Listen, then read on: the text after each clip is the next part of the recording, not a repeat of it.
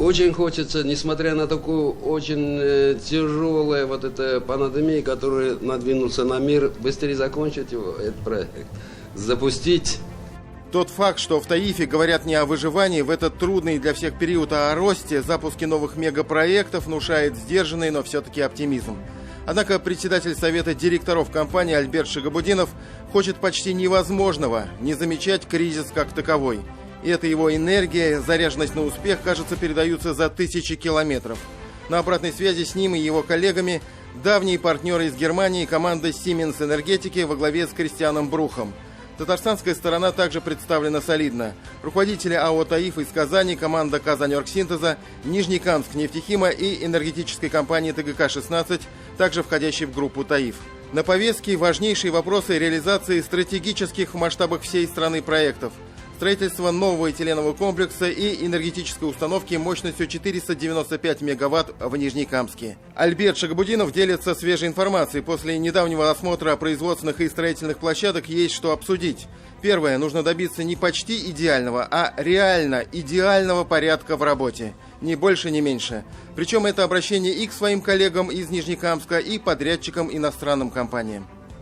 Со всей серьезностью принимаем ваши замечания. Второе, отмечает Альберт Кашафович, нужно провести полную инвентаризацию поставок оборудования на площадку этиленового комплекса. Что было, что нужно, что поставлено, что дополнительно, если надо ли, закупить и когда он будет поставлен.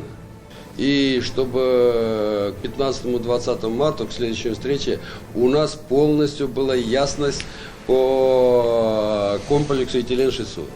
Ситуацию постоянно держат на пульсе и в самом Нижнекамске. Генеральный директор Нижнекамск нефтехима доложил, что уже прибыло и прибывает буквально в эти дни на площадку ЭП-600. Я хотел доложить, что в объеме поставки Siemens 3 компрессора было. Пирогазы, этиленовый и пропиленовый хладоген. Они поставлены в полном объеме, замечаний нет, уже на площадке.